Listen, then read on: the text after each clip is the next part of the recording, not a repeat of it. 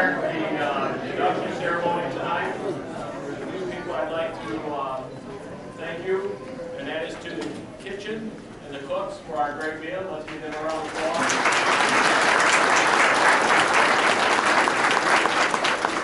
I would like the 2019 Central Montcalm Hall of Fame induction class that are here tonight to please stand. Congratulations.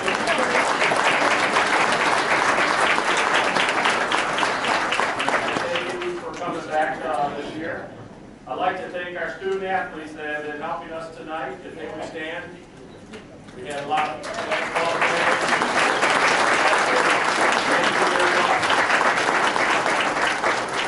That was Andrew Johnson, Trent Schaefer, Anna Lake, Trey Chapin, Riley Bowen, and Cole Olson. So thank you very much. We appreciate it. I would like the Hall of Fame committee to stand and thank them for all the hard work that we started back in February for this night. So you would stand.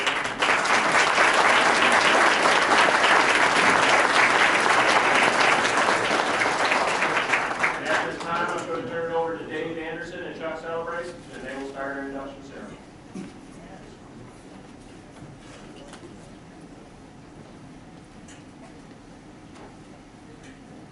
Wow, what a crowd. Welcome, Hall of Fame inductees, family members, friends, interested citizens, members of last year's inaugural class. It gives me a great deal of pleasure to be able to roll out the red carpet for our second annual induction class. By night's end, I'm sure you'll agree that this class is more than worthy of all Hall of Fame status. One thing I've noticed as I've gotten older is I'm a little bit more nostalgic, and I get a little melancholy at times, and I wander back into times past. Before we start the proceedings, I'd like to take you on a trip with me back in time to an event that happened to Central's 1966 football team.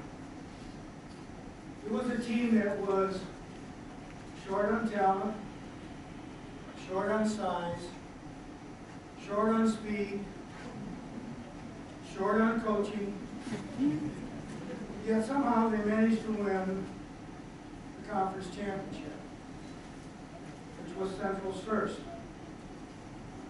On this particular night, they were playing state champion Middleville. Middleville had 7 members of the team who would go on and sign Division I or II college scholarships. To say the least, we were huge underdogs. And Middleville won 28-6. I believe it was the closest game they had all year. And if you read the Grand Rapids Press the next day, the storyline was more about the fight that the green and white put up than it was about the victory that Middleville had. But during that game, something very interesting happened. We were getting ready to, I believe, kick off after we had scored a touchdown to tie the game. And as we were getting ready to kick off, one of our point men on the outside, his name was Jerry Knight, getting ready to run down the field. Now, I had told the team time and time again, whatever you do, do not look back up over your shoulder to find out where the ball is, because somebody is going to clock you. Well, we kicked off, and I looked up, and here's Jerry Knight running down the field with his chin on his inside shoulder, looking back up into the sky. Coming across the field was a big kid by the name of Gary Van Elst, who signed a scholarship from Michigan State. And I think he was a little upset because we had tied the game because he had blood in his eye. Came across the field, hit Jerry. Next thing I knew, I saw right leg go up in the air. I saw left leg go up in the air. And he did almost a 360 and hit the ground flat on his back. Went out into the field, looked down, I said, Jerry, you all right? He had one eyeball going this way. Jerry, you all right? He had a little smile on his face, and his head was wobbling. He said, damn, Coach, did you see me hit that guy?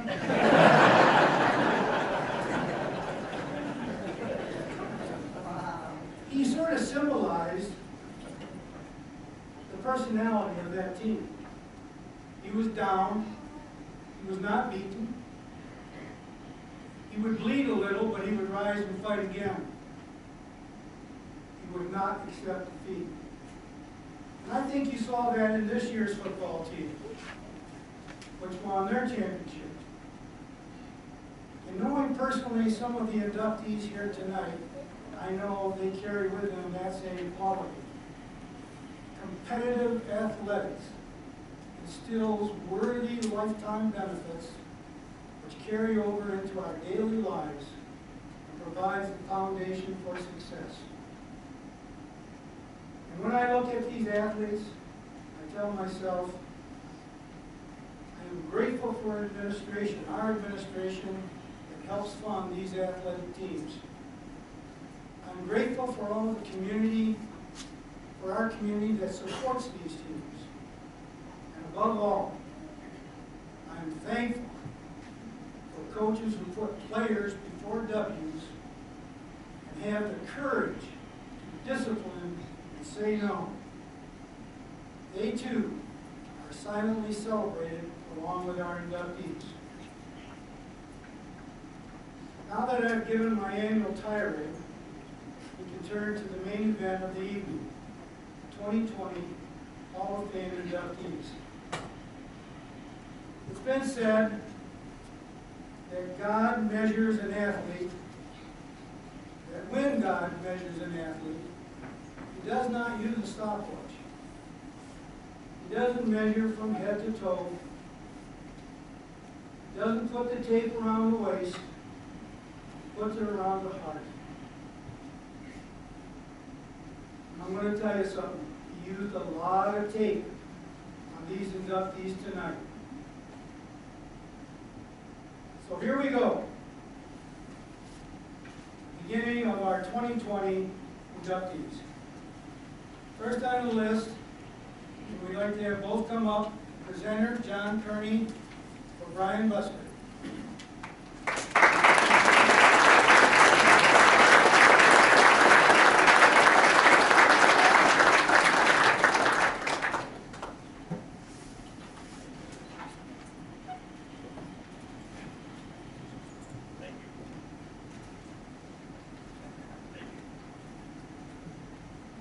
It's a great honor to introduce our first inductee, Brian Busker. I know Brian for 31 years as we work together in the athletic department. He's been our groundskeeper here, and if you ever come to our games, the 8th, 9th day for football, the referees, the officials, and the other team cannot believe how great our facilities and fields are. It's almost like the first game of the season backing off, nice and green and everything, and we appreciate that as an administrator and also as athletes. Brian was a 2-time football TCAA conference. He's a 3-time wrestling TCAA all-conference. And this is what he did his senior year. First place in 9 wrestling tournaments. Team captain, most valuable player for the team award, TCAA league champion, MHSA district champion, MHSA regional champion, MHSA state runner-up. And so he was the second team all-state in the MHSA area. His senior record was 40-1-1, and his only loss came in the state finals. My honor to introduce you, Brian Busker, or also his buddies known as Bus.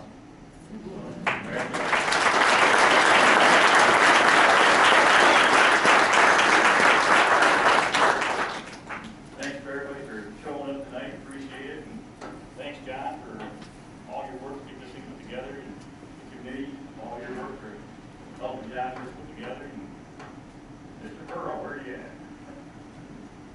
They're back in there. And special thanks to Mr. Pearl for all the sacrifice that you made for the wrestling team all the years, that took away from time from your family, your schedule to help us. And be with us. I appreciate everything you did for us. Thank you. And thanks to everybody for showing up tonight. And that's pretty much it.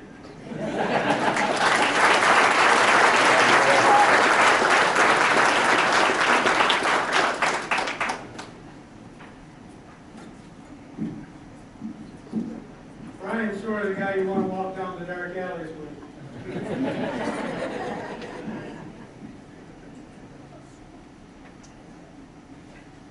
Next on the list is presenter Jane Hemingway and inductee Melissa Thomas.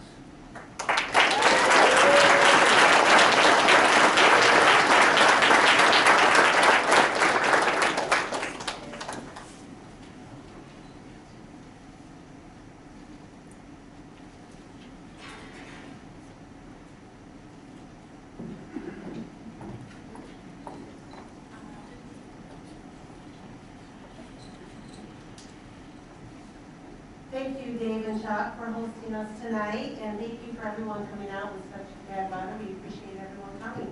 It is my pleasure to be here to introduce Melissa. My name is Jane Hemingway. I'm a '79 graduate of such Montcalm, and a teacher and a coach here as well. During my coaching years, I had the privilege to coach one of the best talented women sprinters at such Montcalm, Melissa. Melissa joined our girls track team in the late 80s during a time when Central Montcalm did not have a track. We have a beautiful one now.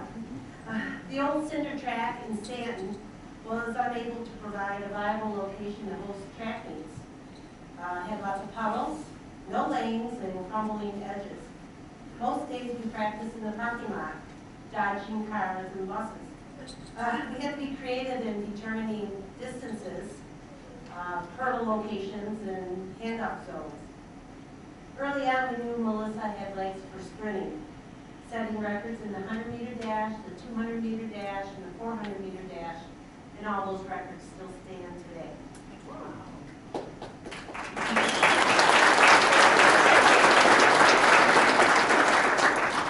It was so fun to watch her win race after race wearing the Central Montcalm Green Hornet uniform. Placing athletes in track events can be quite strategic. And one early season track meet, we saw an opportunity to get some points in the 800-meter run if we could just secure a first place. I explained this all to Melissa at one of her first track meets. I asked if she would run the 800-meter run, and of course she said yes. Right after the gun went off, Melissa took off like lightning. She pulled away from everyone, just left the pack behind. As she approached the completion of her first lap, she started to slow down. It was then we realized she didn't know she had another lap to go. She'd never run the 800 on the track because we had been practicing in the parking lot.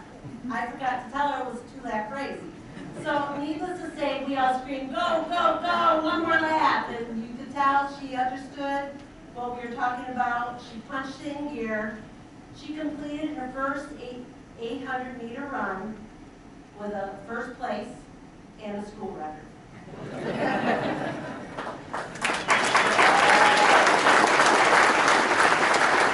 And that's just one example of her athletic grit. She was always willing to give her all with a smile on her face. That spirit led her to Ferris State University, where she earned NCAA Division II All-American status and set university records. She's still running today, but now for the Detroit Police Department as a captain. Any criminal that thinks they can outrun her, they won't have a chance. So it's my pleasure to place another medal on Melissa, this time for the Central Montcalm Hall of Fame. Let's give it up for Melissa.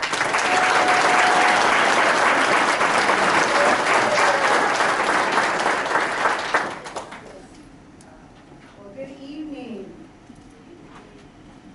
You know, it is truly a pleasure to be here today because it does bring back memories. And if we can all just say one moment. one moment is what brought me here today.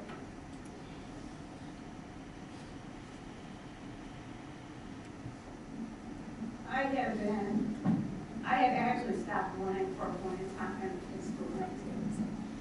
And Coach Turnbull was the cross-country coach here. And I had stopped running. And he stopped me in the heart and says, "You got one moment?" I said, "Sure, Coach." He said, "You need to be running." Not feeling it. I wanted to cheer. I wanted to be part of the gymnastics team. He said, "No, you need to be running." I thought about it, and I said, "You know what? I'll go ahead and I'll try out for the team."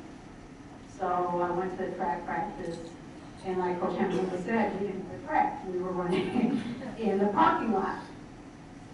And that really set history for me, because that moment in time allowed me to make a decision. It allowed me to see someone see something in me that I had not seen yet. It allowed me to inspire and to reach higher heights. It paved a foundation that allowed me a college education and to become a member of the Detroit Police Department.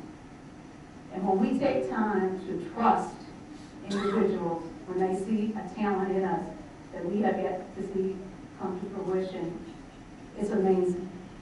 And it's a great ride. And it's something that we can look back on and say, wow, had I not said I had one moment, what would today be? So I encourage people, when people see talent in us, embrace it. Embrace it. Trust what they see that you don't see. And build upon it. And believe in it. And you can be anything that you want to be. And because of that, I'm standing here saying thank you. I'm truly humbled to be here and to get to see individuals that I have not seen in years. So this has been a fresh welcoming, and I have enjoyed the ride. I've enjoyed Coach Hemingway, because she had a lot of energy. Oh my goodness, the tenacity that she had, being a visionary, innovative, and being able to bring a team together and say, hey, even though we do not have the things that other schools have, we can inspire to be the best, and we did. And I am thankful for that. I thank my family who had attended a lot of meets with me throughout the years. I have to give a special thanks to my husband, because like Coach said, I still run to this day. And I did a race out in Baker to Vegas. It's a 120-mile run. It takes 20 runners, and I'm very competitive. I'm still trying to run like I'm in high school. So I was running my leg of the race, at which time I would ask them, because they had to have a vehicle run beside you because it's so hot out there, and they have to be able to give you water. So I'm running, I'm asking them my pace, and they tell me, well, you're a 7-minute pace. I said, it's too fast. That is way too fast. So I was trying to slow down. About the 5th mile, I started to slow down, and they said, you got someone coming up on you. And I just jetted it the rest of the way. Got to the finish line. I said, I'm finished, but I think I'm going to faint. And I went down. So needless to say, I got a free helicopter ride to the hospital, and I had to call my husband and let him know, you know, honey, we want our leg, but I'm in the hospital. But, you know, but that's the joy of being an athlete, giving it your all the way to the end. And for those of you in the room that are still inspiring to be athletes, continue your journey.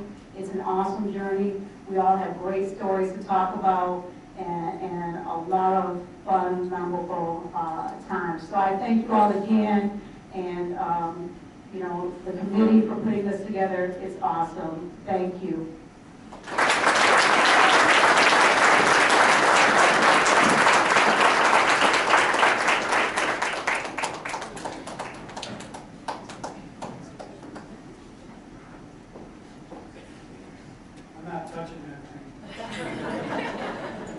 Now you know why she's a captain on the Detroit Police Force. Our next inductee is Steve Palmer with presenter Kia? Kia Palmer.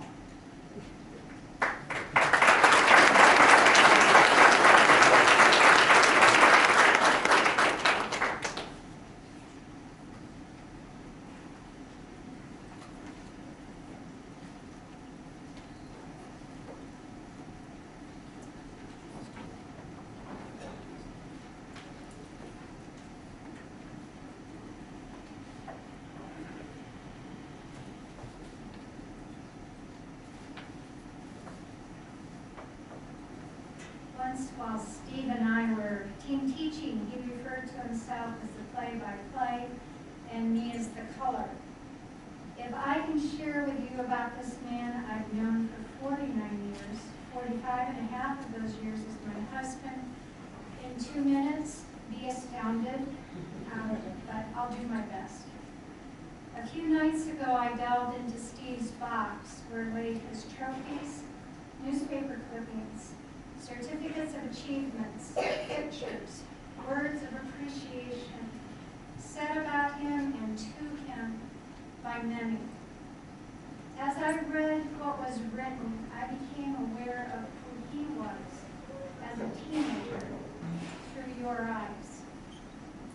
A really neat classmate, friend, teammate, with a fun sense of humor, intelligence, tremendous athletic and academic abilities, always adding to your school's good reputation and success, never taking away from it. An unassuming fellow with a tremendous inner drive, channeling his truly competitive nature to help as many as possible succeed, which was and still remains a deep inner drive and joy for him. I want to verify that what you saw in Steve has only become deeper, wiser, broader, richer, grander over these 49 years that I've known him. Steve loves and is devoted to the Lord Jesus Christ. The Lord Jesus is the key to who Steve is. And I want you to know that I feel you've made a really good choice in honoring Steve into Montcalm Hall of Fame. For our children and grandchildren, those at Steelcase where he has worked since 1981, our church, our friends, our broader families, our neighbors, and those who just meet Steve would all say that he's the real deal. He is worthy of being an example of what it means to be a true athlete and how to live one's life. Thank you so very much.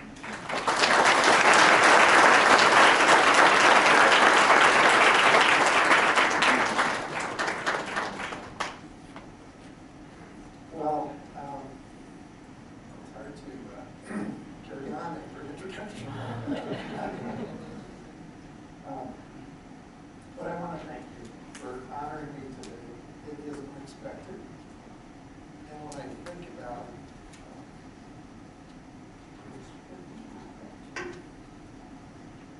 I didn't know if I'd getting my friends when I get back.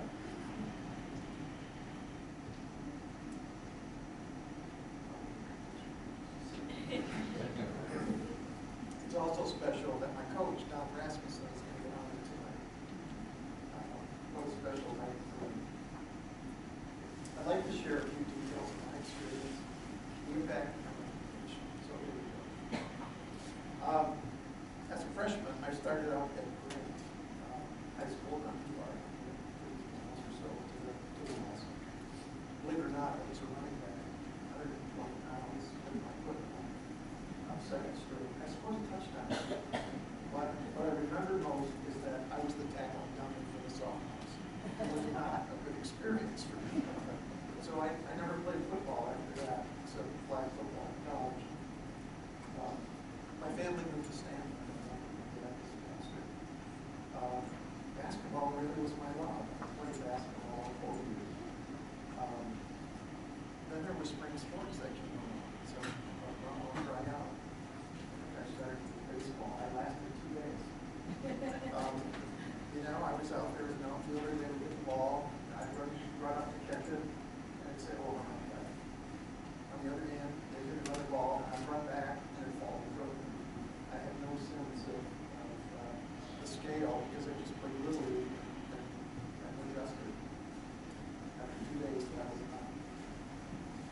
decided to try track. And the hurdles intrigued me. But I failed to notice that they typically on the men's team were tall and fast. But I went out as a freshman, and my experience was quality and knocked the girls over. And I had 2 cinder burns on both hips to the record that reminded me of how successful I was. I quickly found a job, so I had an excuse to quit. And that was it for track. I continued to play basketball. And then something happened. We actually lived across the street from Chuck Miles for a couple of years. And then we moved, and Steve was a runner. And I talked my dad into running the track early. And so we get up, I got dragged along, and I learned I could run. We run around that cinder track. What I remember is the smell of the gum. The fire burning there. It was not very pleasant, but it was a learning experience for me. And I also remember being inspired at night, looking up and seeing the stars there, the Orion constellation. But that's when I started, I began to understand that I had run for 2 years. So then I went out for track as a junior, and started as a 2-mile, and then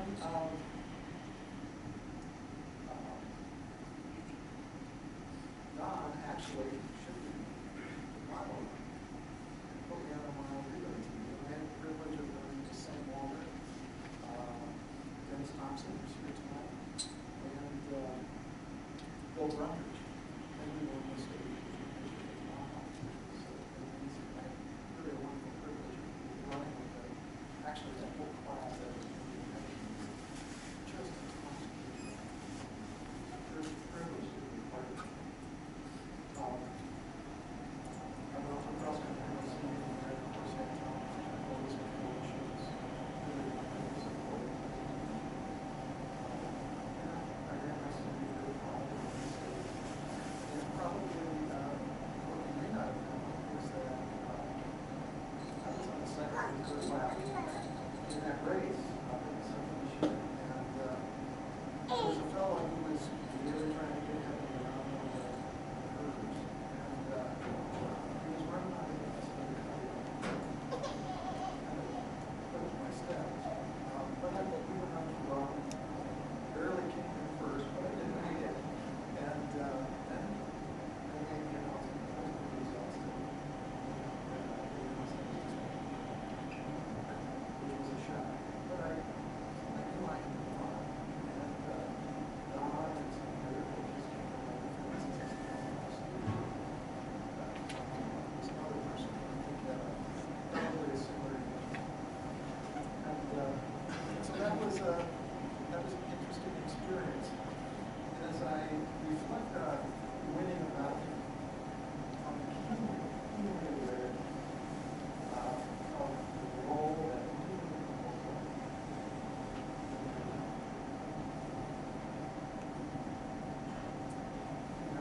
so much of life is that way. Like, sometimes acts that don't seem significant.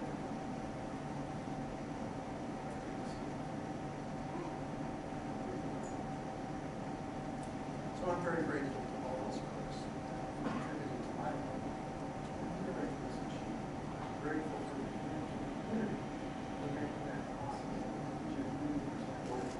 Athletes, students, creating the opportunity for us to learn. So as I reflect on the impact of living, what I share with you is made me incredibly wealthy. I'm the owner of the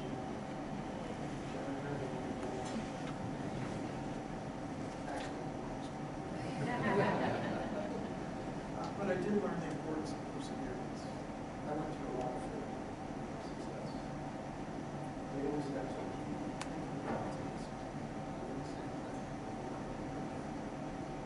And also learning to manage the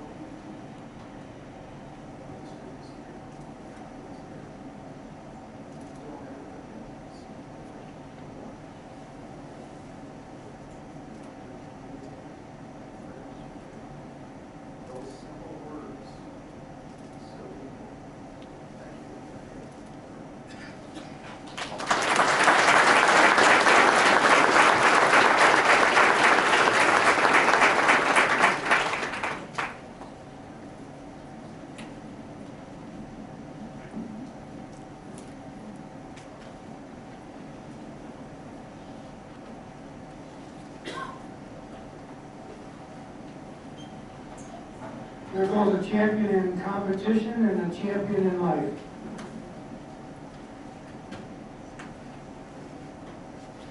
Our next presenter is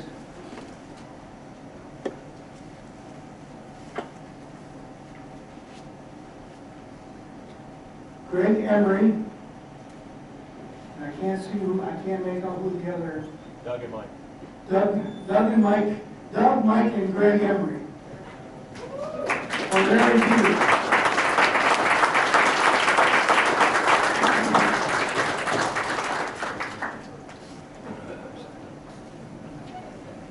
I'm the only one on the board that voted no against Larry.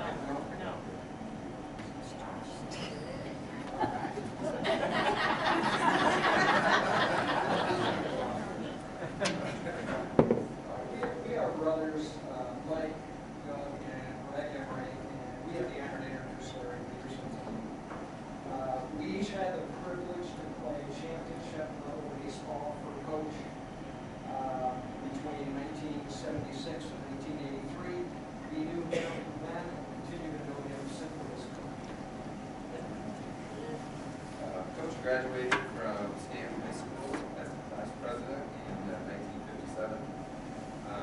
Lettered in 4 sports: football, basketball, track, and baseball. I said that right, 4 sports.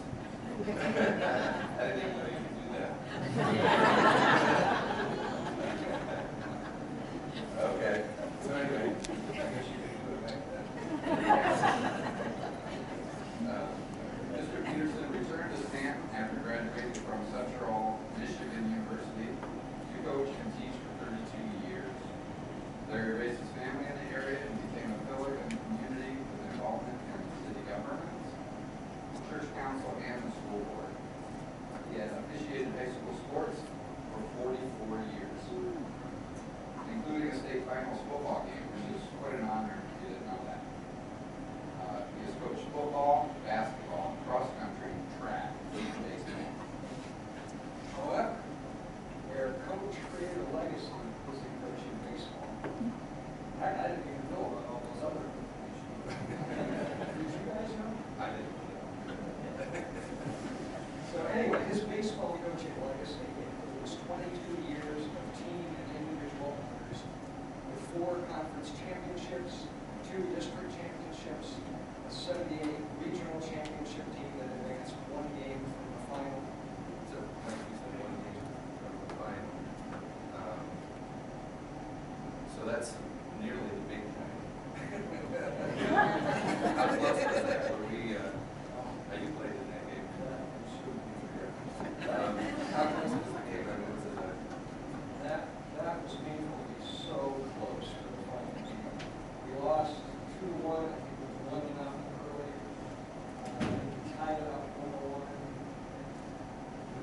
The last game we're down 2-1, we got ahead, somebody else blocked or something. You were trying everything you could. We were butting on them.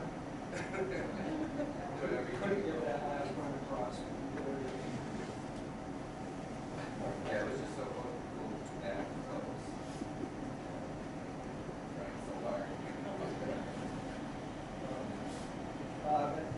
Overall coach, he coached over 500 baseball games, winning close to 300 of them. What we appreciate most, I think, is he was always poised, calm, and humble. He didn't have arguments with umpires. He did have several discussions. The point is, Coach was then and continues to be always a student.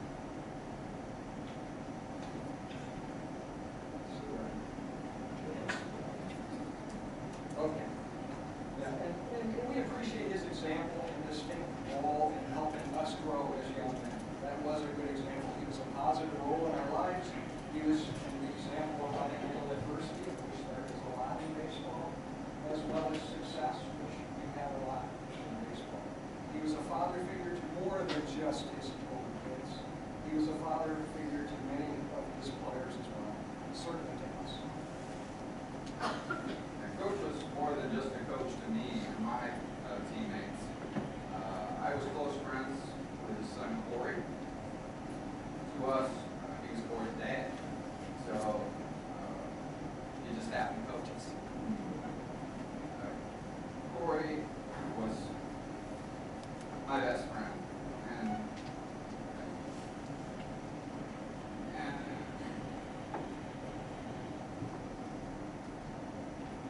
Corey was our second baseman. Had great hands, always smiling. He was the kind of guy you just want to have around at any sports team. Normally I would catch, but when I did get to pitch, Coach had a play where I would get set and I'd look over at Corey and we'd count 1, 2, 3, and I'd just fired over the bag and Corey'd be right there. And he got so many guys out in second base. Sometimes we almost felt like we let him steal just so we could get him on second.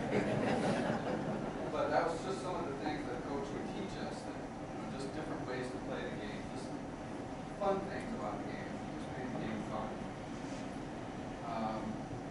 One of the things about Corey is that it was a difficult time. When Corey was 19 years old, he died in his sleep. And for our whole class, it was super difficult. And Coach just handled it with such grace. And he was just such an example to us in this difficult time. It showed the quality that made him an example of a good man. Thank you.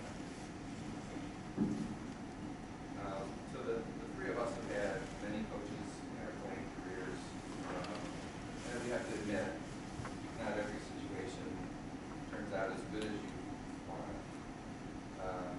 But with Coach, we could not think of a single negative experience with Coach in our years of playing. We did hear that some of the friends that we played with reminded me that he was jeepers.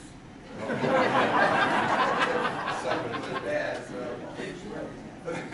yeah, we're mad he said that. So. But anyway, it was just the basic thing that we took from him is that he had championship level teams because their teams to win. He expected his team to play to win, but then he also made it fun. And that's why we just don't have that negative experience. Baseball was a wonderful experience for all of us Emory boys, and we thank Coach for that. So it's now time to honor, to bring you our coach, our Hall of Fame coach, Larry.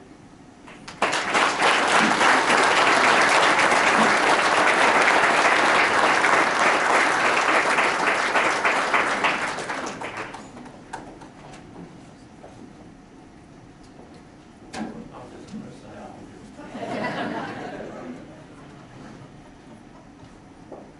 after an introduction like that, I don't know what I can say. Guys, appreciate it.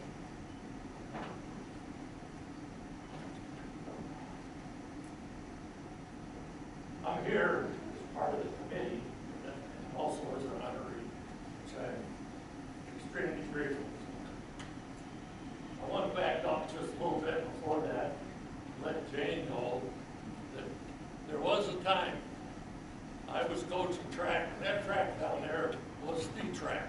In fact, it was the only track in Montcalm County. Green Dot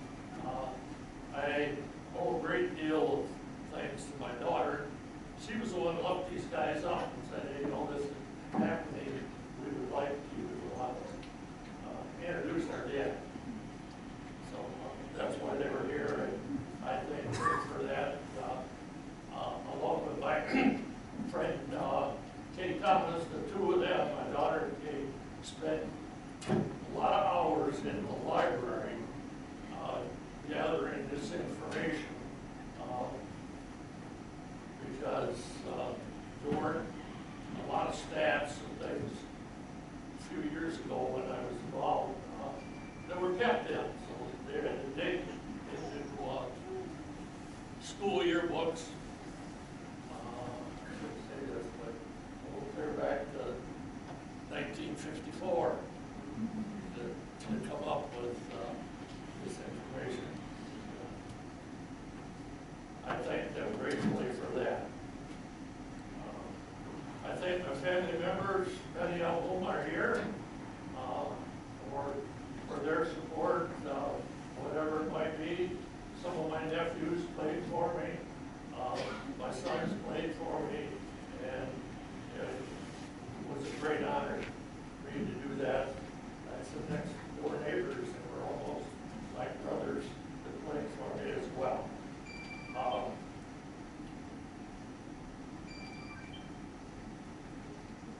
My coaching career goes back to Stanton Rural Agricultural School in 1961. I began teaching here, coached and taught here for 32 years. Most of my coaching was under grades, younger kids. I started coaching 7th grade basketball. Then went with the team, the 9th graders. Of course, then they got into high school and coached some young kids football.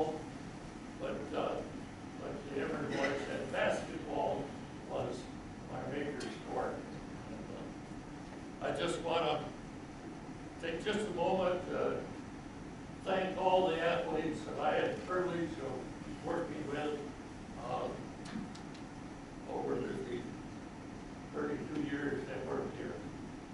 I said I wasn't going to tell a lot of stories, but I got to tell this one because it involves all you people and all the students and athletes that I had the privilege of working with.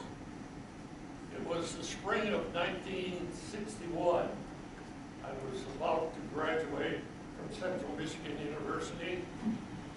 I was doing my practice teaching in Ludington. And long about April, I don't know how I was informed, someone, I think it might have been Jake Helms, that said, we're offering you a job at Stanton Rural Agricultural School. And that kind of excited me because teaching jobs weren't real plentiful at that point in time. And I was talking with my principal at Ludington at that time. I've forgotten his name now.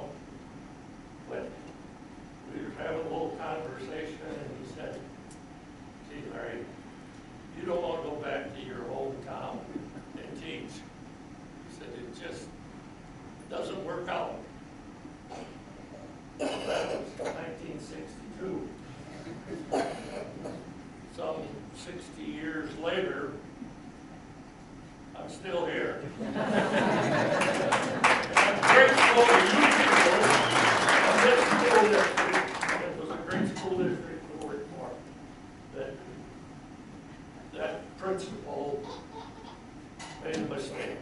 But he didn't make a mistake because I didn't listen to him. But I'm grateful to all of you people that have supported this community and this school for all those years. God bless you all, and thank you.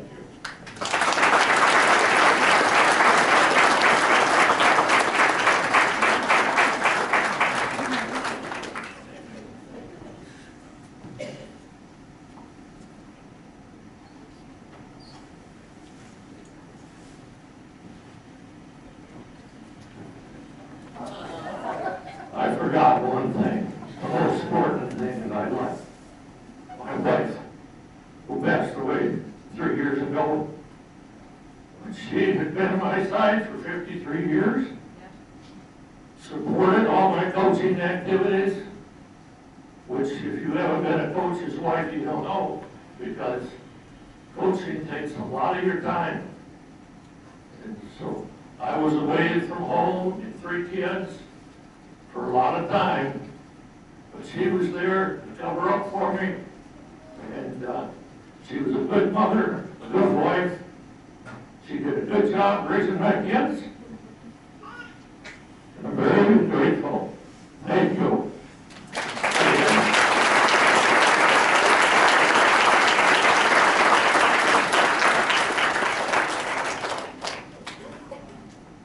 While Larry was trucking his way through Stanton Rural Agricultural School, I was fastly speeding through Sheridan Rural Agricultural School. So I had the opportunity to compete against Larry. Later we played together, coached together, and trust me, in all those years, not once, not one time did I hear him say, "Jeepers."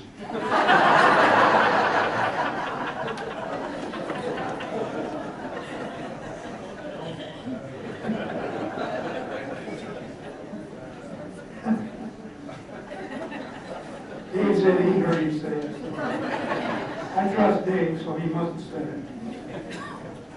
Our next inductee is another person whom I had the opportunity to compete against and be a partner in the educational system.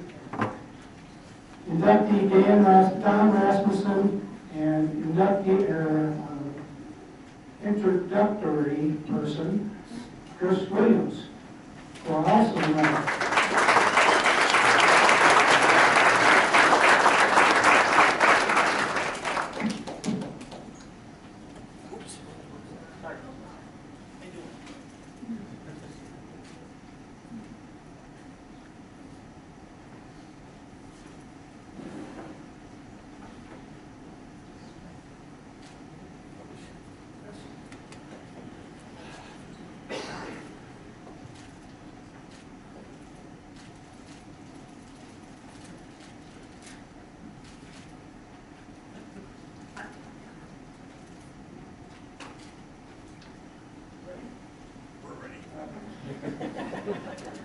Yeah.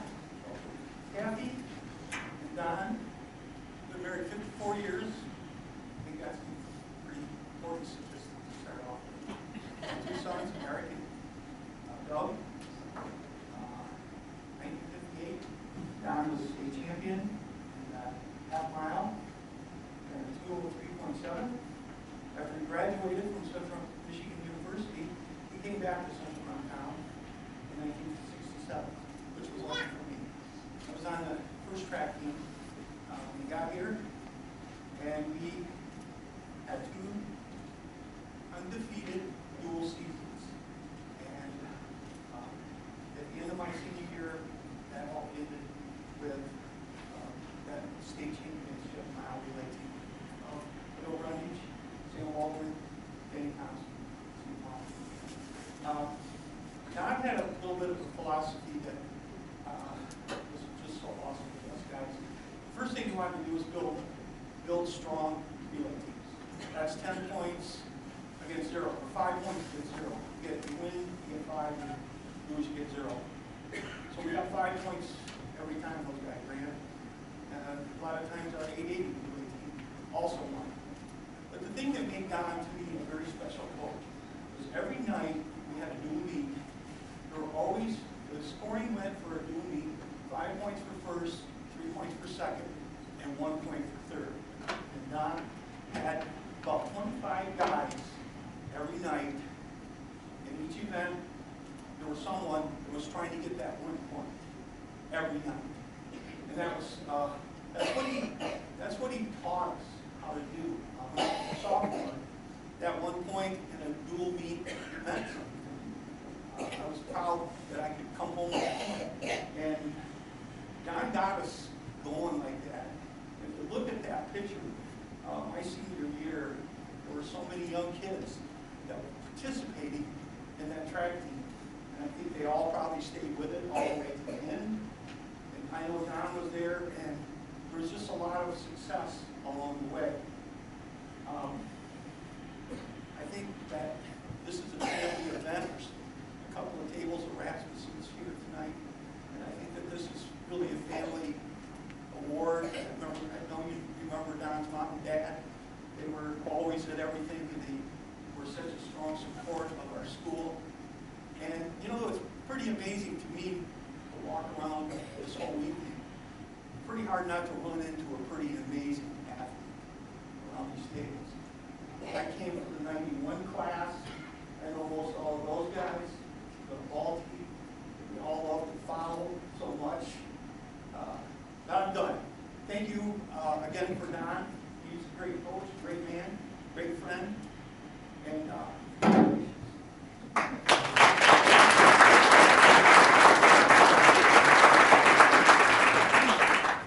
thank you, Chris. I want to thank John Kearney, your staff. This is a great event. Unbelievable. Little did I know, 62 years ago, when I walked on the stage at Stanton High School, the high school diploma, that was here tonight. And that's right, 62 years ago. Thank you, John. I have a lot of other people here to thank. My family, as Chris was mentioned, got 2 tables full. Some of them came from many miles to be here tonight. I'm honored. Thank you. Especially my wife, Kathy. She put up with one.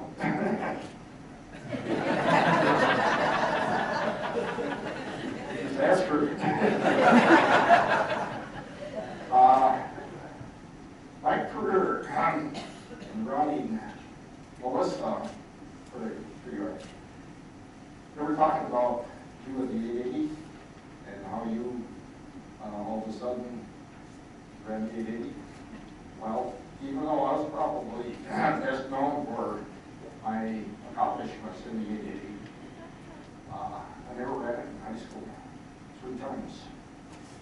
And well, it all started when my senior year. Normally I didn't run the 440. In my senior year, I did most of the sprints. And in the regional, I was planning to run the 440. So about 2 weeks before the end of the track season, I said to the coach, what do you want me to do for practice? And he says, run time yourself, 80, see what you can run it in. So sweatpants, sweatshirt, gym shoes, I jogged around track twice. Found out that I was just a couple seconds off the school record. So he said to the coach, he says, you only got 1 8 left, and it's not much opposition. How about if you let me run the half mile? See what I can do. I can get school record. Basically, that's for go ahead. Do whatever you want to. So I did. I ran the half mile, and got a good time, no school record. And he said, wow. He said, maybe we ought to do this in the regional instead of the quarter mile. I said, well, okay. So I didn't know anything about running a half mile. I mean, I'd never run more than 1 lap around the track in my life. And half miles is a race, right? So I started asking people, and this is the truth. I made a joke out of it. I asked one guy, I says, what kind of advice can you give me? I mean, I'm going to be running a regional, and this is pretty good competition. He says, oh, I don't know. He says, I guess it's 3 pointers I need to let. He said, number 1, when the guy shoots the gun, get off the ball and stay there. He says, number 2, remember you always turn left. And number 3, don't forget you go around the track twice. So that's kind of brought back some memories. And, So actually, I went into the regional meet, and that was my second time I ran a half mile at that time. And people at well won, set a regional record, qualified me for the state. It's to history. But that was my story about why I became a half miler. Really by accident. And, I guess I had a lot of people to thank for it. Coaches, blessed with a lot of good coaching throughout my career. Went on to Central Michigan. Was able to run the track there. And probably, I say, track that got me through college. I was able to run and maybe study a little bit. Yeah, no further problem. So I thank a lot of people in my life, and thank John. You know, this event gives us gray-haired warriors of long ago one last chance to stand up here, suck in our belly a little bit, and talk about the shit, relive our accomplishments and things that we are proud of to happen many years ago. So thank you, thank my family, and thank the committee, and thank Chris. Pass it on.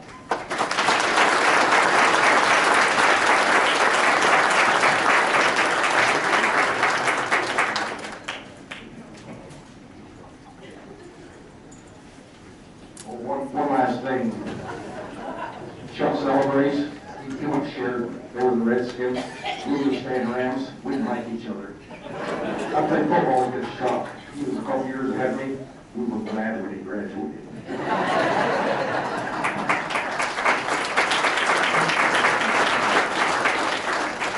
Tom has inspired me to tell you the story that hasn't been told. When I was in high school, I played a doubleheader at Fowler and baseball. We got back to the school, getting off the bus, and our football coach was also the baseball coach, Bill Maskell, who just passed away recently, one of the great coaches in the state of Michigan. As we were getting off the bus, because we were in contention for an all-sports trophy, he said, each and every one of you, you're going to run in the conference championship tonight. And as we got off the bus, he pointed and says, you're running the 100, you're running the 440, you're running this, and he pointed at me, he said, you're throwing the shot put, and you're running the 880. I didn't even know what an 880 was. Well, I'm going to tell you something. I turned the 880 into a 660. And when I came around the last curve, sprinting as hard as I could go, it was on the Stanton track, and there was nothing but cinders from nose to toe. So I don't like the 880.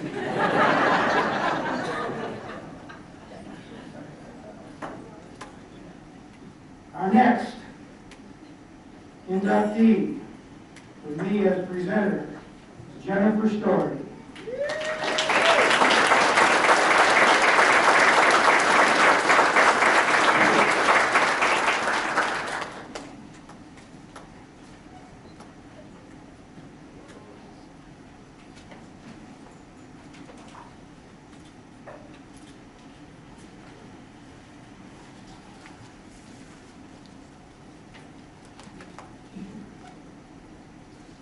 I might get more emotional than Jennifer.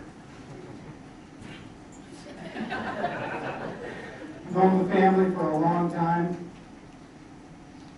And sitting back there in the third table from the left,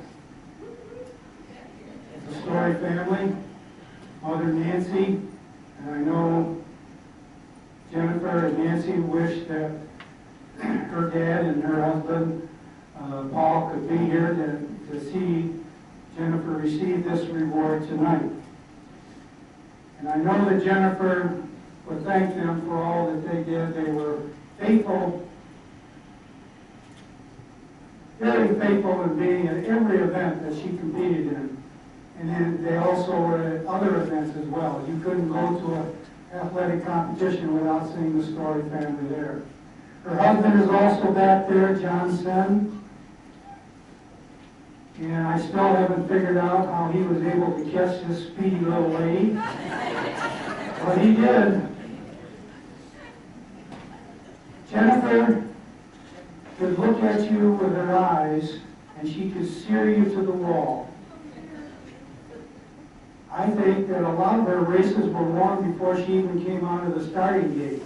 She stared down some of her competition to the point that they were very, they looked like slow posts coming out behind her. Anyway, Jennifer won 2 state titles, which is the only female in Central Montcalm history to own 2 state titles.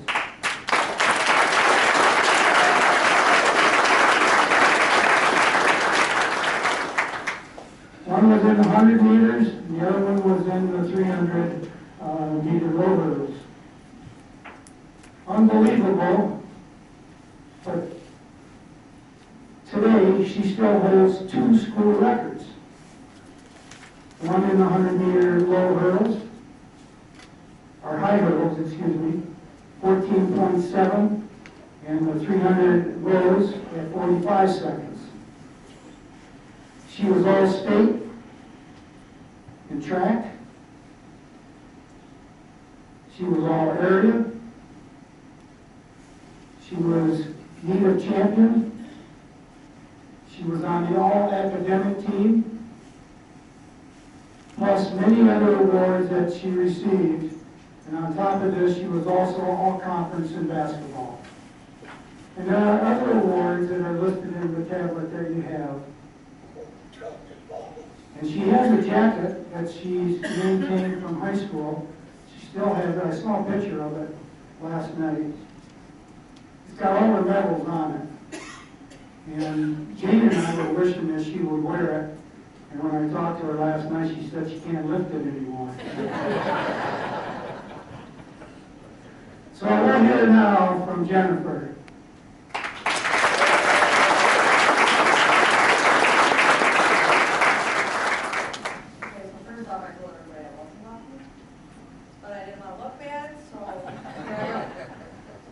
I just want to thank Jane. I'll never forget the phone call. I was actually at the campground at the 4-H fair. It was a very special moment for me getting a phone call.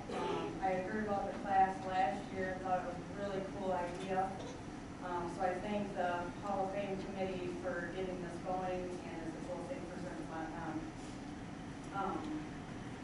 So my sports career, I have to say, started back when I used to sit in the bleachers for hours watching my sisters. I have 3 older sisters. I'm the youngest of 4, known as the Story Girls.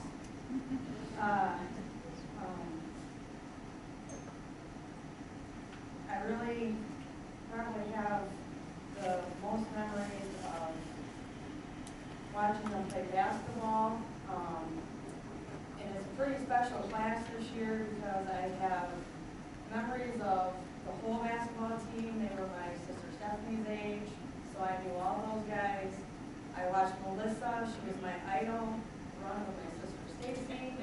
And they held the relay records until my niece London and her teammates in the last few years have broke those. So that's kind of special.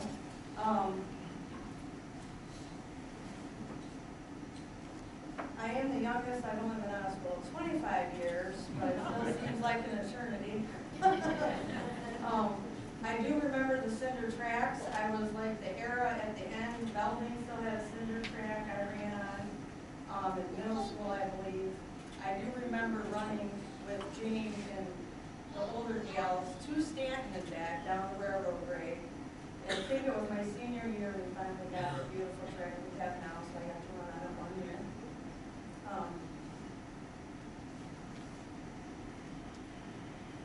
It's just really special to me to sit here with so many people that I grew up watching, and then to be one of them too. And I'm sharing, I still have 2 best friends here, my husband John and my very best friend Michelle, to share this with, so that's pretty special that they're here. and my children, and most of all, my mom and dad, like Chuck said, were there for everything. My mom still to this day is at the grandkids' events taking stats. So I just want to thank them, and yeah, I wish my dad could be here, but I know he's watching. And I just want to thank the committee. It's a really cool thing that you're doing. Thank you.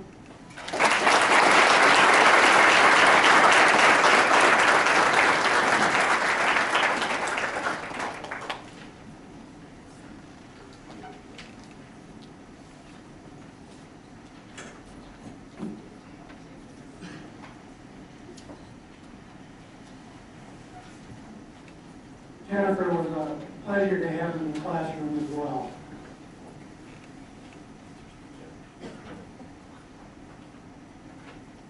Our next presentation will be by Chris Fleitz, and for her husband, inductee Bill Fleitz.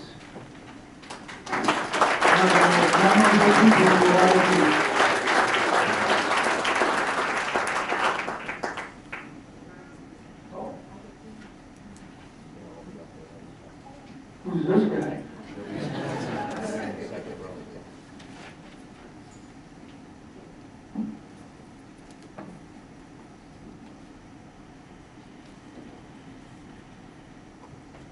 I was fortunate enough to meet Bill in 1994.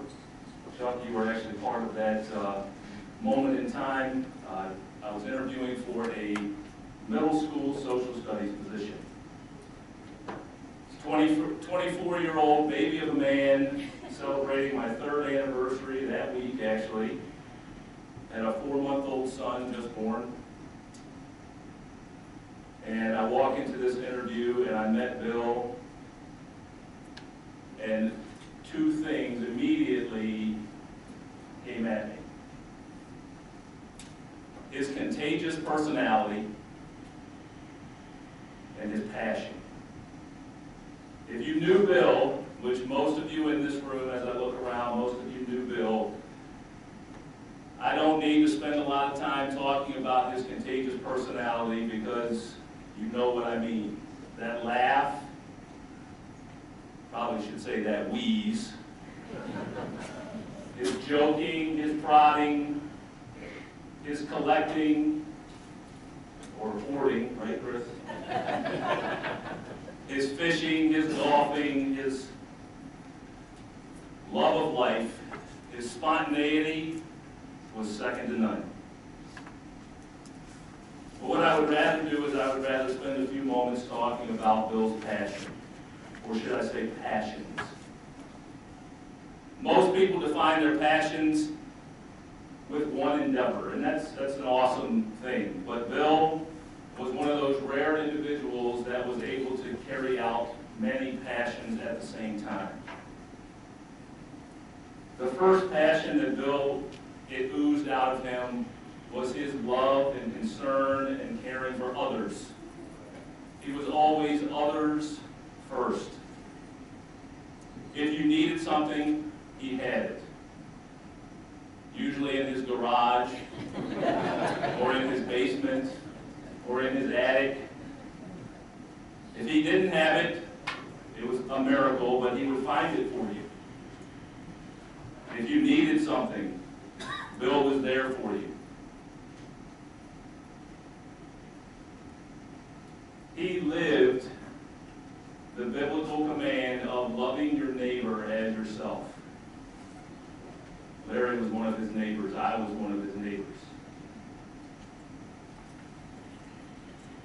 Bill was huge, and he had a passion for personal responsibility.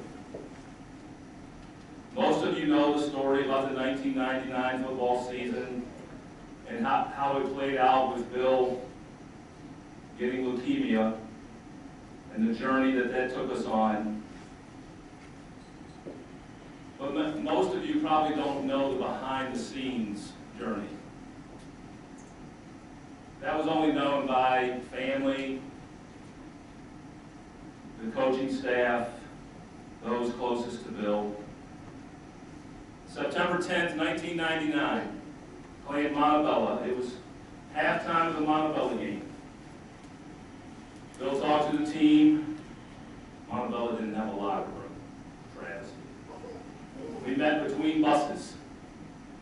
Bill addressed the team, and then he came over to me and he said, Marty, I don't know if I'm going to be able to go out for the second half. I'm hurting. And what do we do now? You know, but he got a Mountain Dew, and I think he chugged that Mountain Dew in about 3 seconds, and he rallied. Tell you something about Mountain Dew. And he went out and he walked the sideline for the last time.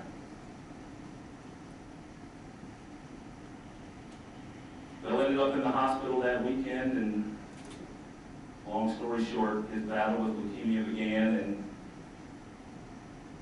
Bill's personal responsibility of being the coach of that football team kicked into full gear. From his hospital bed, he sent me countless emails, wrote me personal notes.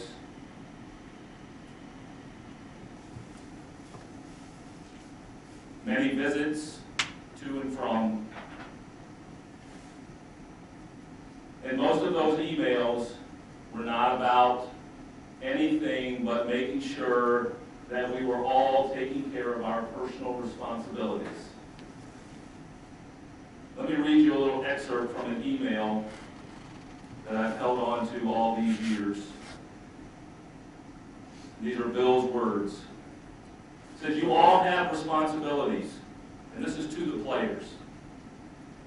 You must make sure that you follow them on every play. The play that you don't take care of your responsibility could be the play that wins or loses the game. You have a responsibility to yourself and to the team to do what you're supposed to do and nothing more. If you all do this tonight, it will be a record night for Central Montcalm football. So Bill was big on personal responsibility.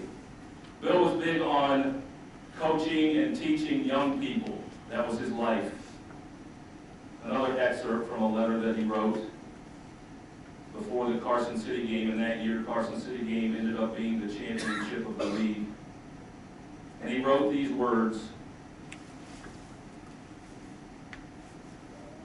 For some of you, this will be the climax of your football careers. For others, there may be bigger crowds, bigger excitement, bigger goals. Who knows? But what I want each and every one of you to do for me is just before the first play, maybe when Carson City is introduced, don't be disrespectful to them or to the game, but just turn around and enjoy the scenery. Seize the moment. Enjoy the moment. Look at the crazy fans, the excited classmates, your families. Make this moment last. From his hospital bed, he cared about those young men. And then finally, Bill's passion was evident in his love for his family. Bill's passion for Chris, for Brian, Steve, and Andy oozed out of him. Our families were neighbors, like I said. Our lives were intertwined. Bill and Chris were Aunt and Uncle Bills to our boys. Some of my son Keegan's first words were, all bull, which was his attempt at saying Uncle Bill. How fitting is that? All bull.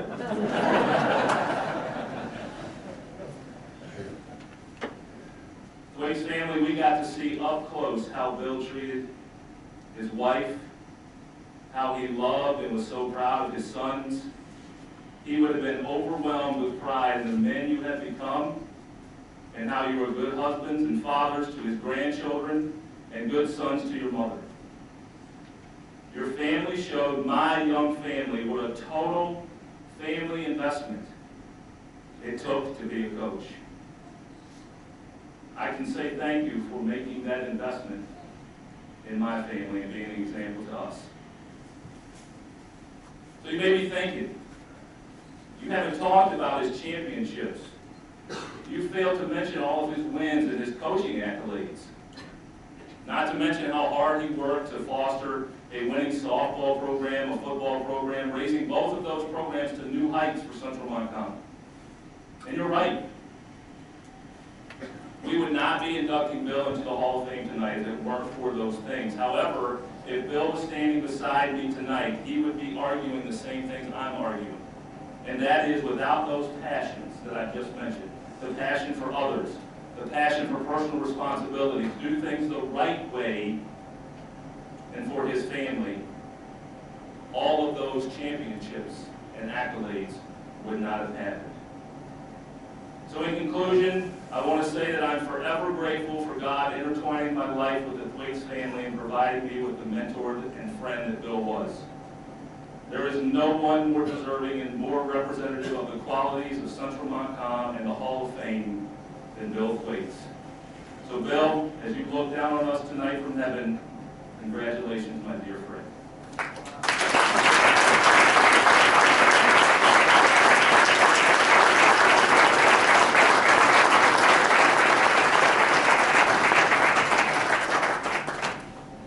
Thank you, Marty, for that, and thank you, all of you.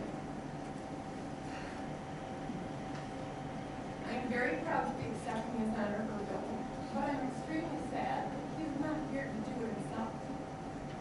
If Bill were here, he would not tell you what a hard worker he was. He gave 100% to everything in his life. His church, family, school, students, athletes, teammates, even when he was sick in a hospital. He also would not tell you how knowledgeable he was about all the sports he coached. From classes he took in college to sports clinics he attended and personal research he did to be the best coach that he could. Or how some past athletes, especially those from softball, would come and tell him how they were playing or coaching softball and reminding their teammates or charges to dig dirt, use two hands, watch that pitch in. Things they heard Bill say a million times in practice. But if Bill were here, he would tell you what a hard taskmaster he was, how he expected the best from himself, his coaches, his athletes, his students, and his own sons. He would also tell you about the love he had for the whole Central Montcalm community, for his co-workers and friends, for all his students and athletes, and the pride he felt for all their accomplishments on and off the field. Lastly, he would tell you to take that hard work, knowledge, commitment, and love, and live life to the fullest to make a difference. And we both end by saying, thank you all for the numbers.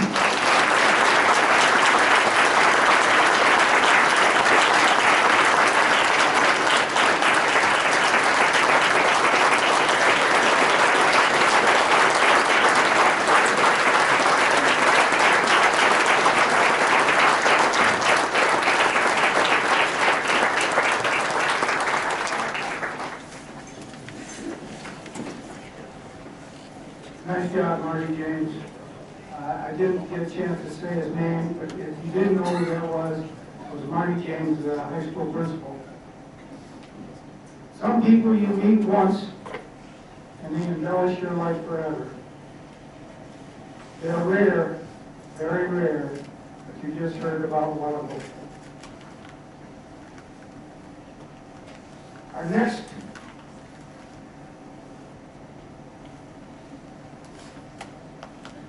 accolades go to the 1991 basketball team with Mert Enos as presenter.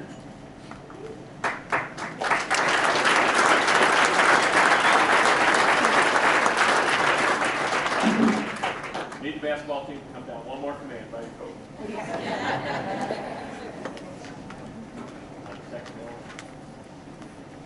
Juniors, if you get down here, we're going to be alphabetical. Junior first, then Still Mark?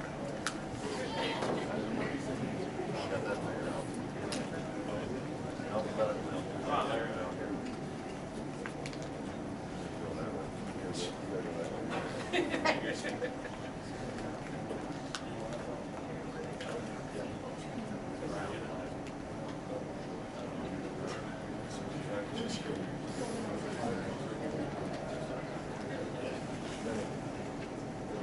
We're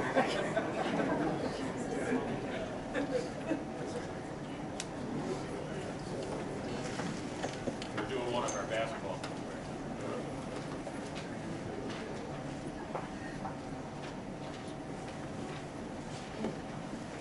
Well, goodness gracious. What an evening, huh? What a beautiful evening. And I'm jealous of Larry Peterson because he got 2 minutes. I was told I had 1. But it made sense after I thought about it. For decades, I had to sit there at that scorer's table, keeping that official book, and keeping my mouth shut the whole time. No arguing with the referees, no, coaches, fights, no. That was bloody during the 90, 91 years, a little ahead, a little after. A lot of technicals by the coaches, you don't see that anymore, not by the coaches, to the coaches, you don't see that anymore. You don't see the athletes getting, I don't see, you don't see them getting technicals. It was brutal. It was beautiful brutal. So, it's wonderful to come together for the purpose of celebrating, honoring, and sharing, camaraderie, and simply recognizing the beauty of the human spirit, don't you think? Don't you agree? This is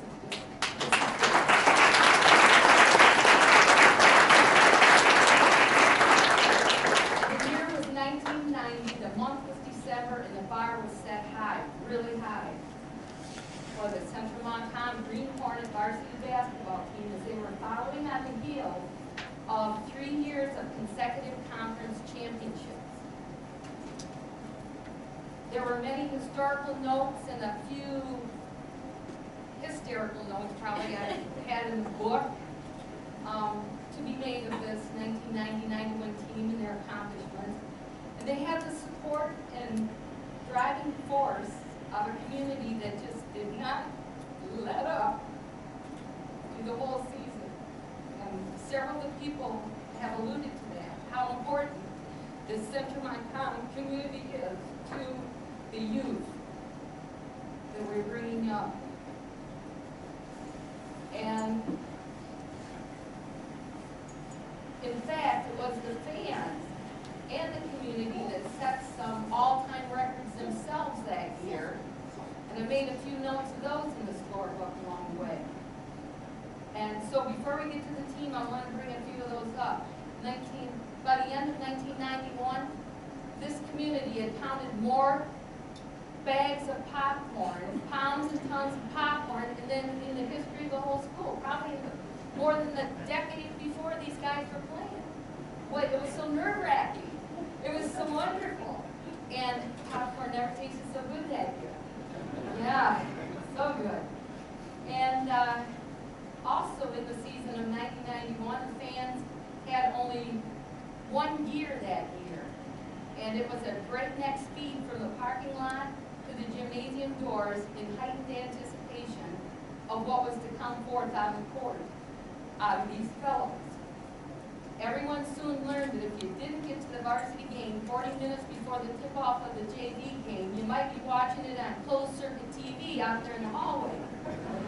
And the venue was beautiful because it was that, those of you that were there, it was that everybody was in the game. Whoever sat on the bottom row of the bleachers, you put your foot out there and be over the line. You could be in there.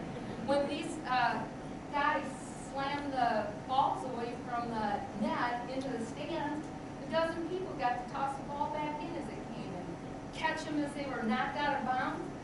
I mean, it was wonderful, so wonderful. I had to sit there and keep my mouth shut. So I get to talk tonight, so I kind of like that. Thank you. My minute's up, Larry says. Well, 1991, with each passing game, every fan stood a little taller, walked a little straighter, and high-fived a little higher. This was the year that fans broke all decibel meter readings in that old gym. And the outbreak of laryngitis was never so widespread across the community. And by the third week into that season, things got mysterious, real fast. A major sickness had spread through all the school buildings and throughout the whole community.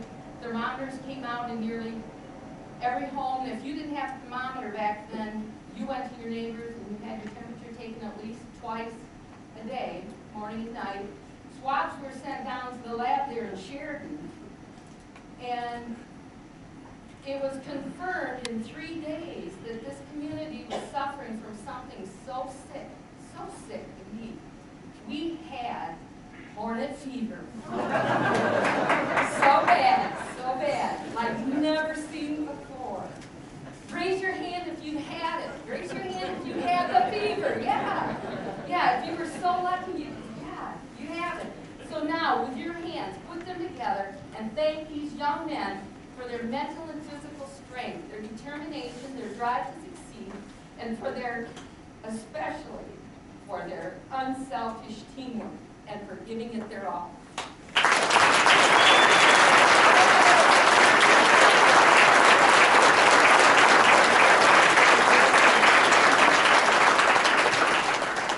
And the neat thing about it, by mid-January, they were just getting started. Their teamwork and unselfish drive took them down to the wire with Lakeview. And ask them about that, because all I have left in my mind is number 44, going to the line, shooting a free throw, 6 seconds on the clock. Score was tied, and he put it in. And just all heck cut loose. From our side of the bleachers, of course. And that was the moment.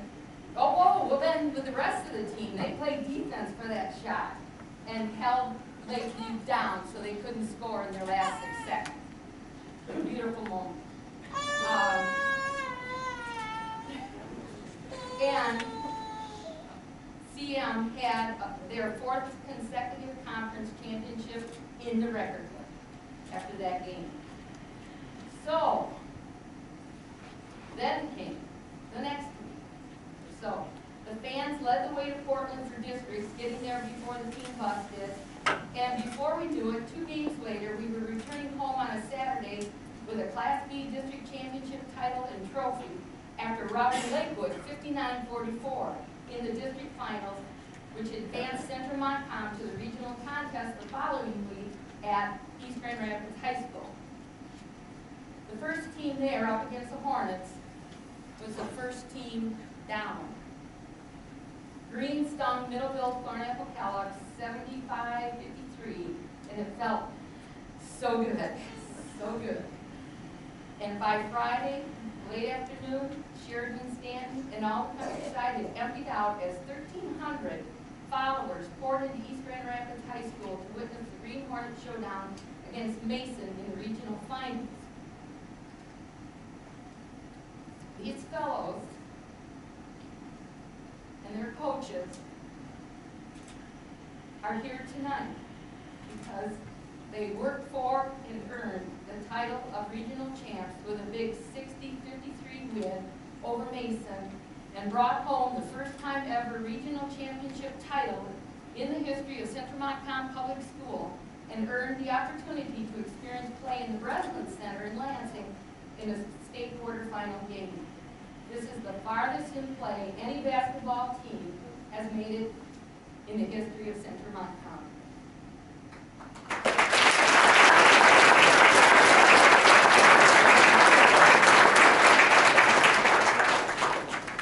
And to this team, players and coaches, I want you to know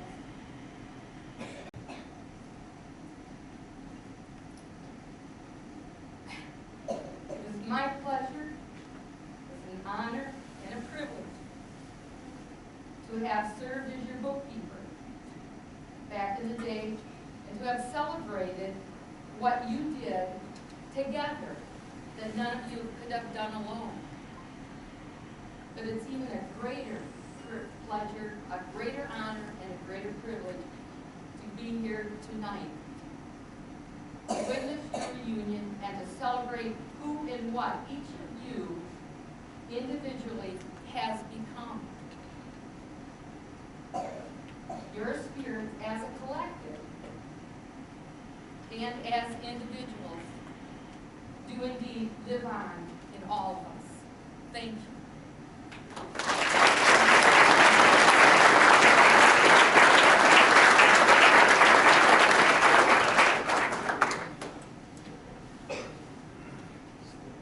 One more thing. Something I've wanted to do for a long time.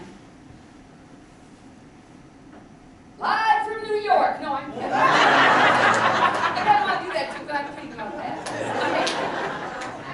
I need water and everything up here. Okay, here we go. And now, ladies and gentlemen, it gives me great pleasure to call to the podium a Central Montcalm legend himself, holding the record for the most consecutive seasons as head basketball coach, 1989 through 98, and with a lifetime career record 198 wins, of which 101 played out right here on Hornet turf, wearing the green and white and leading the way, the one and only Coach John Kearney.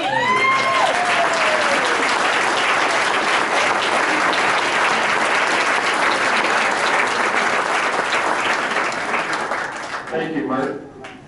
The 1991 basketball team would like to congratulate the 2020 inductees on their induction to the Hall of Fame. We are very privileged to be joining you also. We'd like to thank the Hall of Fame committee in honoring the 91 basketball team. It's a great honor. These young men worked very hard and had a desire to win at everything. Practice games were very competitive. When you always ask your second team to improve your first team, this team did it. It didn't matter what it was, a rebounding drill or whatever, they were battling, and it was like game preparation. A few quick stories with this group of guys. First of all, it's a family. It's a relationship. They have a Facebook where they keep in touch ever since we've been done. And it's a great honor because I know that Justin's from Denver to make it here, and our exchange student, Andy Nabisky from Finland, is here also. And that's how tight these guys are. And so this weekend, Friday night and so forth, and dinner I heard, was pretty good as a group. And so these guys would do anything for any one of them. And so it was my honor to coach them and so forth. But my first year here in 90, I had to explain to guys on our first road trip how the etiquette is on the bus. Who sits where, what sits where, and how it is. You win, I don't care what music you listen to. You lose, you're quiet until the next practice. And that's how we work. And so I'm walking out of the locker room, and Matt and Brian are in front of me, and Dave's behind me, and we're walking and so forth. And Matt and Brian said, I bet we're going to beat this team tonight. About 20, 25 points. And I'm like, wow. I've had some good basketball teams at other schools, and I'm like, I never had a group of guys that would talk that way. And we won by 25 points. Now, moving to 91, where I started losing my hair with these guys, their comment was when they left, we're going to beat them by 25, but let's wait till the fourth quarter. Too bad a coach gets mad at us during the game because we want to play more, because in 90, they probably played only half the game, the starters, and so forth. And so we made changes in our schedule, made a tougher schedule for us so we could compete, so we could go farther, which we did. And it's an honor on these guys and what they did. One of the things that we talked about in the district finals and the regional finals is we have to play 36 minutes of basketball. And sort of thought I lost it because they wanted to say it's only 32 minutes. And I said, fellas, when you're in the finals, it takes 36 because you got 4 minutes to get the medals. You get 4 minutes to get that trophy. And that's what our goal is. We're going to play 36 minutes. So we get to the regional finals, and we're sitting there, we make a couple of changes at halftime, and I said, fellas, we got 12 minutes. 12 minutes left, or 16 minutes left, and we got the game. All of a sudden, I'm sitting here, Chad Jones is straight feet in front of me. I don't know about you, Coach, but we got 20 minutes because we're going to get the gold tonight. So, and then that was a great ending. Boom, the team just ran out the door, and the history was there. We won that game also in East Grand Rapids. My last thing I want to say, a couple things, thank yous, is everybody said, this is the greatest community. And being an AD here for 20 years and get to coach a lot of years here, it has been fabulous with the community. I could never leave this school district. It didn't matter if it was good times or bad times, they were always there rooting on the Green Hornets. And that just says a lot about our school district and our communities. And I know the young men here appreciate it. Like Bert said, if you weren't here before the JV started, you lost. We put Bill, I asked somebody, I go, okay, I asked Dave, who should I put at the film? Who talks the most? And he said, give it to Bill, he'll be quiet. So we put Bill to do our game film, and it was, but we listened to his commentary on Monday nights at our house. And then we had to put in, Greg Millard would put in 3 TVs into our band room because you couldn't get in by that time before the JV game. I think we had more people at our volleyball practice than we did when we had games. And then we put him on the lift, and he filmed our games from there. So, I mean, that's how fabulous it was with our fans. One last thing, we always had a meal at our house every Monday during the season. And I want to thank the parents. It was great to have you and help us do that. But one of the biggest ones I think everybody liked, Jan Pearl, was your Danish homemade desserts. I have to tell you though, Jack got mad at me because we talked together for a while. He said, would you quit giving to Jimmy the extras? Because I don't get them. So I had to bring them back on the next day so he could have a piece of your great dessert. We sort of had it together in the locker room in the middle school. I'd like to introduce our coaches. One of them that was here last night but couldn't make it tonight, John Krim. He was a bench coach and always giving us ideas to help with our success. He was our freshman coach, and so we appreciate that. Somebody stole my little thunder here about keepers. But we're going to talk about Larry Peterson, and he was our JV coach. He worked our basketball players hard, always willing to give advice. When I came for my interview, Larry was the first person I met in August. And so we talked about sports, just general life. And he says, well, are you hungry? And I said, well, yeah. So he took me back to his home, and that's when I met Sherry. And she makes the best egg salad sandwich I ever had. So every time I got to go over to Peterson's, I knew I had an egg salad sandwich coming. So Larry and Sherry became great parents of our family and so forth. But like you already heard, the one thing about Larry Gaines, you knew he was upset because you were here. Jeepers! And you heard from other people. So, and I hope I got that right, Jason. So, but I appreciate everything. Mert, I didn't know that she would talk that long, and she was always quiet. But as a coach, there's very important people. You got your players, but it's the people behind the scenes, and I had great coaches. But I had a young lady that went to all away games on the bus with us, was always at our home games. And a lot of times at away games, she became the home book because the people didn't know how to do the book, and she would have to always straighten them out. And so one time I got my book, it was near Christmas, and I'm getting ready to call into daily news and the papers, and I'm looking. This is how she's very creative if you don't know her. I had Christmas trees as fowls. Instead of little circles, I had Christmas trees she drew, and then if we made it, she colored it in red. So we had nice Christmas trees during the Christmas holidays. And so you can expect what happened at Valentine's. So we had nice hearts for a couple of weeks in our scorebook. We made it, she colored it in, it was all pink. So I appreciate, Mert, everything you did for us. The person that I owe everything to is Dave Anderson. He's a great person, a friend of mine for 31 years. Bill, when I met him, he was about the 4th person I met, and he told me that Dave had helped out with the basketball team, and I might be interested in seeing if he wants to continue. And I said, great. So I got in Bill's car, and we drove to Tomco Graphics, and we talked for a long, long time. And I asked Dave if he was interested when we got done, because we talked a lot of basketball, and the rest was history. He worked very hard. He's the best assistant coach anyone could have. He has a great mind for the game of basketball, and he also loves it. He is great at building relationships, and that's what we have here today. He is especially the nice guy between the players and me. So if the players had an issue, they didn't want to talk to me, they like that. They go and talk to him, and then he said, hey, you might want to back off on some stuff and so forth. So We get a little excited towards the players, and I can't say enough of good things about Dave, and thank you everything, Dave. At this time,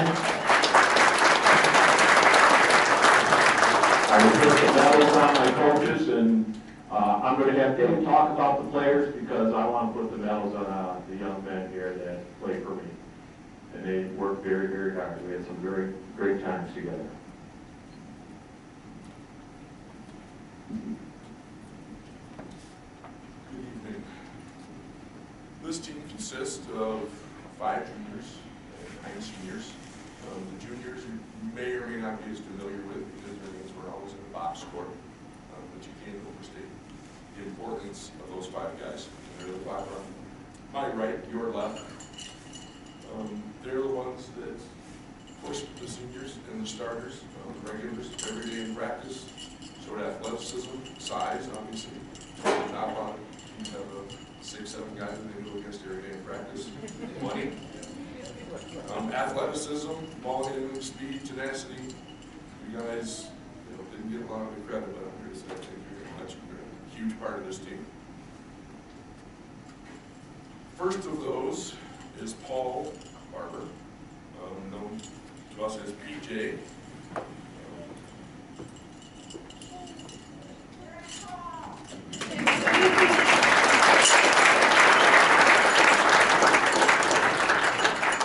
Next up is Jerry Cogswell.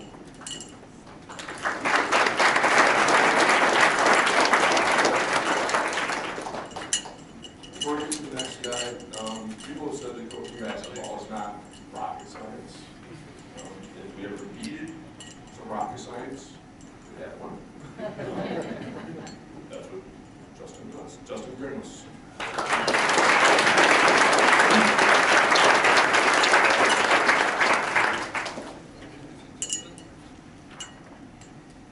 Next is Mike Houghton. I met Mike when he was very young. Tagged along with friends of mine to open gyms. Got to know along there. Mike Houghton.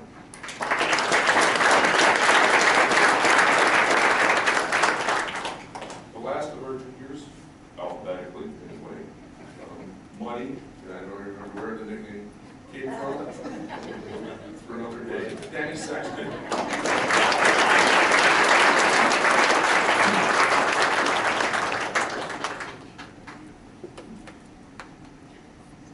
The first of our seniors, I remember meeting, I believe he was in 5th grade. I was coaching 7th grade basketball, and he was asked to put together a basketball wizards. Just a group of elementary students do some ball handling drills, entertain the halftime crowd of the basketball team. We got shirts made up, everybody's name on the back. I grew up in a world where Anderson was spelled with an O. Jason let me know that sometimes there's an E. Reminded me of that many years. Anyway, first of all, Jason's a 2-year starter, was a 3rd lead scorer and rebounder on the team. Honorable mention all conference, Jason Anderson.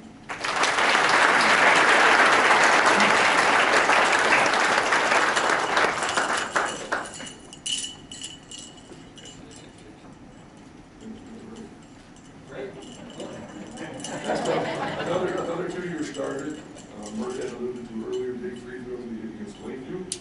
Was the 2nd leading rebounder on the team that year. Another honorable mention all conference, Jim Slim Christensen.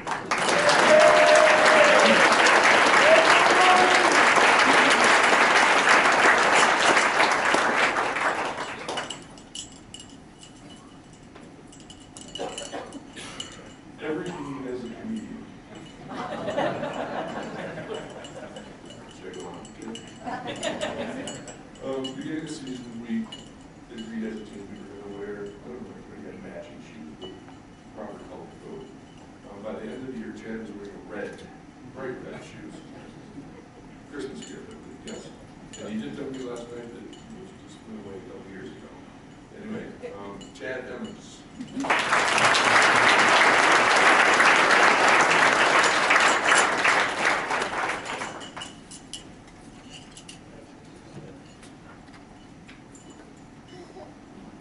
Next up, first thing I want to start with, retired Air Force, thank you for your service.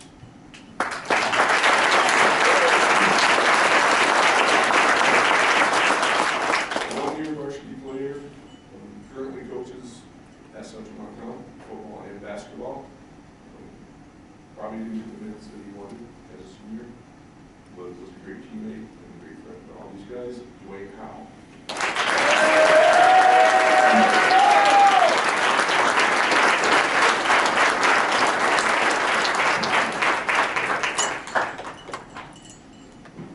In the years that I helped coach basketball, seems like every year we get a word about an incoming foreign exchange student, really good at basketball and really wanted to play. So we invite those students to open gym. That was the last we saw them. It didn't pan out. So in this next recipient, we were told that pretty good basketball player. Word was maybe he played on the Finnish junior national team. Okay, sounds promising. Let's wait and see. Bring it up to the gym. So we played, and then wasn't too long into it, trying to talk to that Brian Blades. This guy can play. It's going to be helpful. And he did. By mid-season, made it into the starting lineup, which strengthened our team. We'll talk a little bit more on that later. But please welcome direct from Finland, Andy Nowitzki.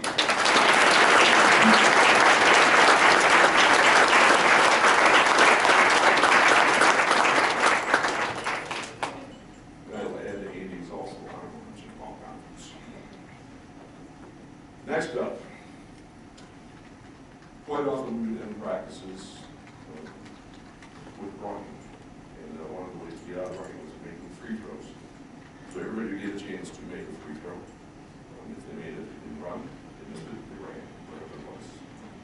Experience. However, this next individual had quite a routine before shooting free throws. Show us that right now? See, I don't have time. Cracking knuckles, squatting, twisting, stretching, and everything. Little did we know that it would lead to his career as a chiropractor.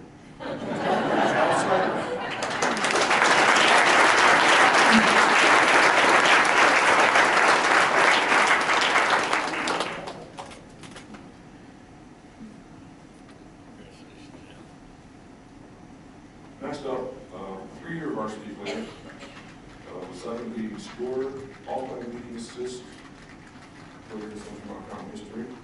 Was a two-time first-team all-conference member. Later played collegiately at Hope College. I'm sure most of you know, Mass Spencer.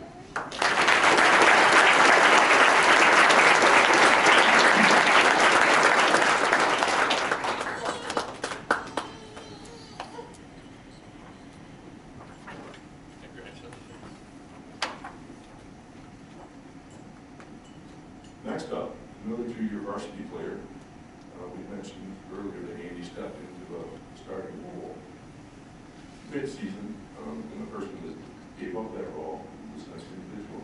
But he accepted this new role as the defensive stopper. We played a little game, there were rewards for drawing charges and certain things that defensive coaches really appreciate. But he was also very good at giving directions to other coaches.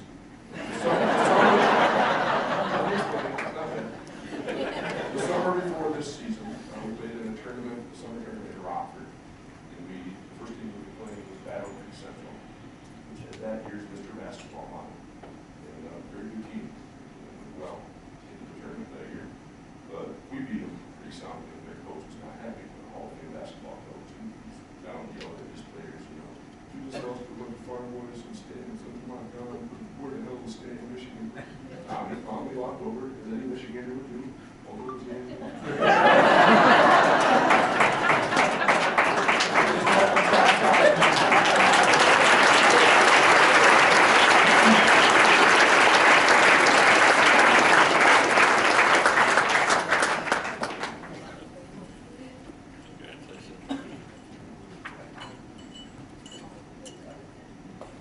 Last but not least, a 4-year varsity player, Brian contributed right away as a freshman.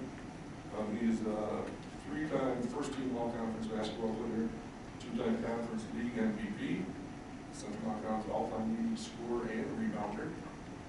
Played his first year after high school at Cornell University, and then transferred back as an all-conference player at Calvin College. Brian Waits.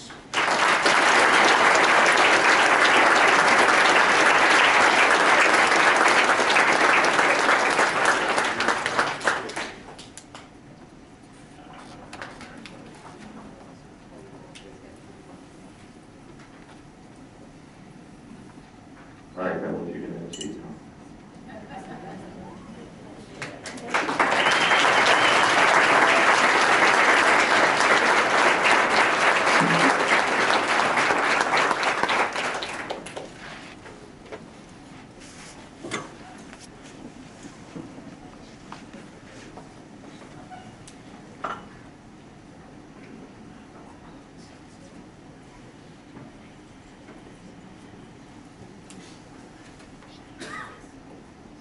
Thank you, ladies and gentlemen, and young people that are here for attending the 2020 Hall of Fame induction banquet. And I would like to end my final words by saying, compete. You young people that are here, compete. The game of life goes to the person who knows defeat and knows victory. You've got to suffer. You've got to put in the time. You've got to go through the pain. And the victories will come if you will compete. That is the key. I would not give you 2 cents for any society that does not afford young people the opportunity to compete in the great game of athletics, whether it be track, golf, tennis, volleyball, whatever. Compete. Pick your sport and compete. Thank you very much.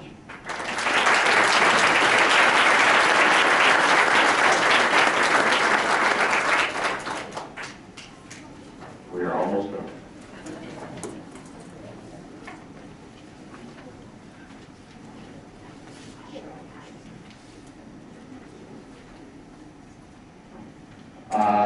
For the sweatshirt winner will go to Jim Christensen, so afterwards you can pick the large, extra large, whichever one you want.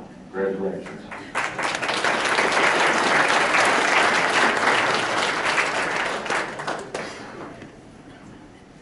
This is something that after last year, I always said, listening to these speakers in this year, you stood in a hall, you could hear the hall speak.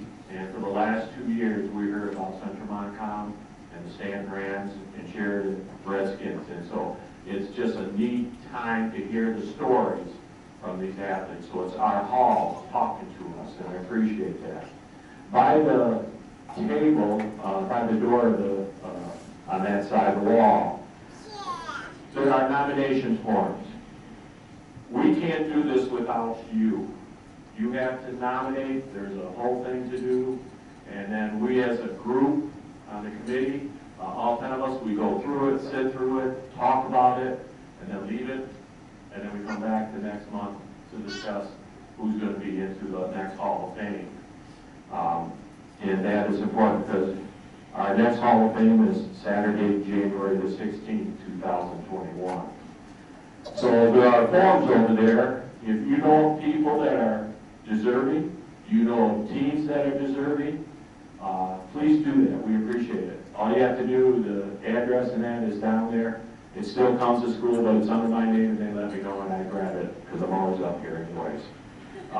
The other thing, it takes, I hate to use the word, but it takes money to do this. And so there are donation forms over there in your program. You see the different levels, and the people that have helped us run this for us, and to keep doing this. There's a nice monitor in our main hallway. We don't put things on the walls because we run out of space very quickly. So you can go to iCloud, go on our webpage, and you can see everything about Central Montcalm athletics that we're putting in there, and also Stanton and Sheridan High School. So take time, go through our Central Montcalm Public School webpage. You'll see athletics. The last button is Hall of Fame, and you get on the monitor. For some reason, I just found out today something happened to our 2020 induction. Because it was all there, because I was working on it 3 days ago, I had some things. So I'll do that on Monday. Pictures of the mason jars. Take them home. We don't want them. They are of the 2020 class. So there's a body, so if you go around, it might not be maybe a picture of you in this mason jar, but somewhere on this, in this cafeteria, there's a lot of them there. If you have a badge, because we got pictures to do, but after tonight, if you can take your name out, but if you would put the badge on the green table also over there, that way we can use that next year. Lori Schaefer, where's Lori? Please stand. This Hall of Fame would not be done correctly if it wasn't for Lori. She donates her time doing pictures here tonight. She and I have been doing yearbooks for the monitor. All the pictures on the monitor are done by her, then she throws them back to me. If you go to our games, she's a lady probably sitting along the wall there taking pictures and so forth, and I appreciate that, Lori, for everything you do for us.